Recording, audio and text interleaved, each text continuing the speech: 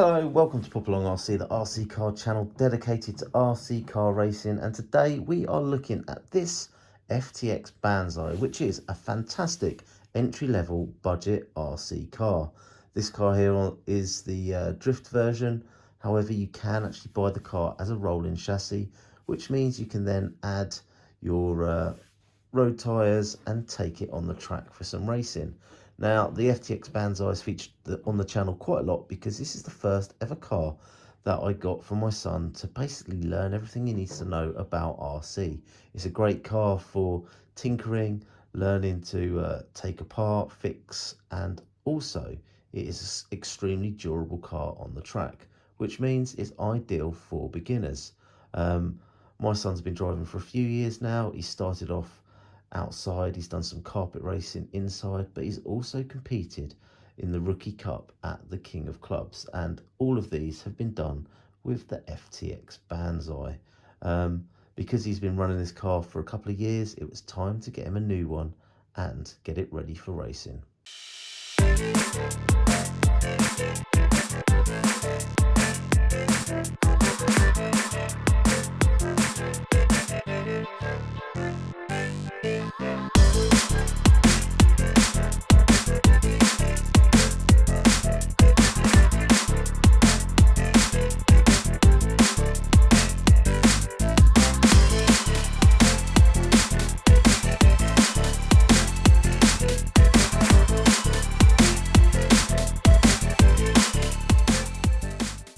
Okay, so 2 weeks into racing with the FTX Banzai, and do you know what? It has been taking quite a lot of abuse, but the shell is mostly intact. So if we have a quick look here, we can see that it is all intact apart from a little tear just there. But the amount of abuse, the amount of crashes this thing's having, it's actually holding up really well.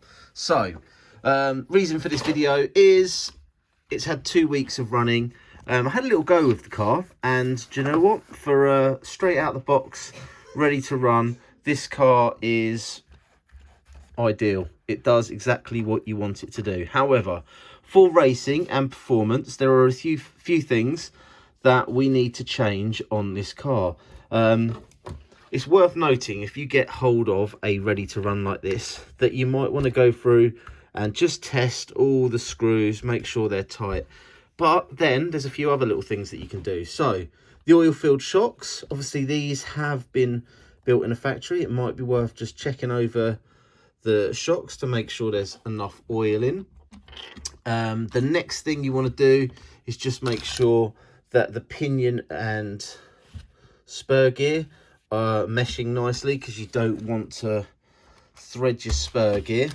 But the issue that I found with this car, and I say issue, it's just a slight difference to the previous FTX Banzai that I got, is the rear diff in this car seems to be a little bit stiffer than the diff in the previous Banzai that we got. There's too much drive in the rear wheels. So what I'm going to do is I'm going to take the diff out of this, clean it up a little bit. Hopefully we can make it run a little bit smoother. So therefore, when we're running touring cars, we tend to run thicker oil in the front, so you get a good drive out of the turn, and slightly thinner in the back, so you don't get the oversteer. So that is what we're going to do next.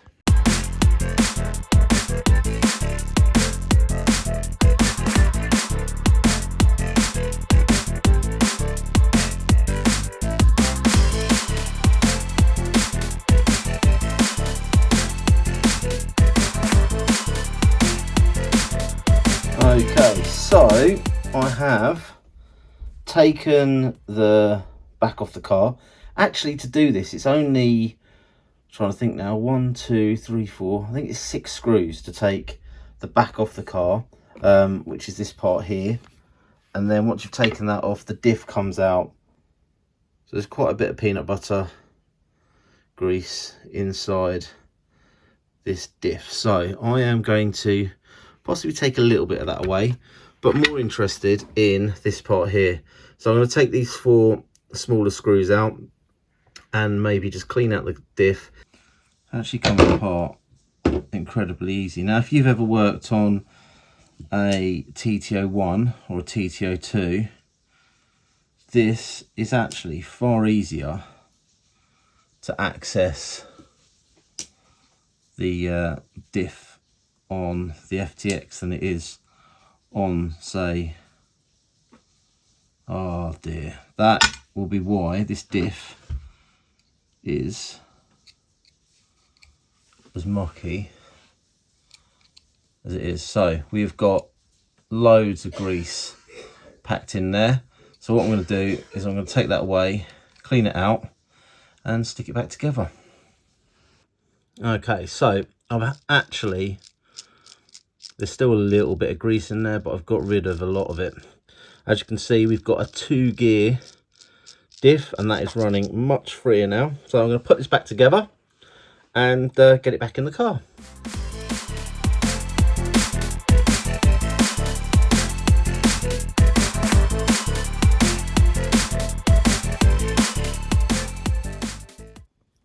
So next thing I'd like to talk about when you are running a car like a TTO1, TTO2, in fact any touring car, and that is tyres and tyre prep. Now these tyres are A30s.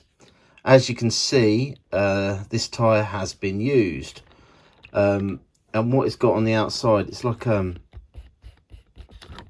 it's just almost a hard shiny surface it's got on it. And if you have a look over on this side, this one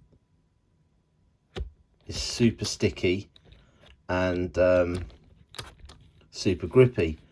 All I have done is I have taken some brake cleaner, sprayed it on a cloth and cleaned off the tyres, and what that does is it gets rid of all the dirt and grease. Now I only recommend doing this at the end of a race meet. So if you do it at the end of a race meet, you clean off your tyres, you seal them up in a bag, or you can do it first thing when you arrive at the venue, clean your tyres and then apply additive. What I don't recommend is doing it between every single round of racing. If you're doing that, you are actually taking all the additive that's absorbed into the rubber. You're actually, every time you apply the brake cleaner, you're taking off that additive. So during a race meet, I will never be using brake cleaner as we go through the meet. I'll only ever do it before or after an event.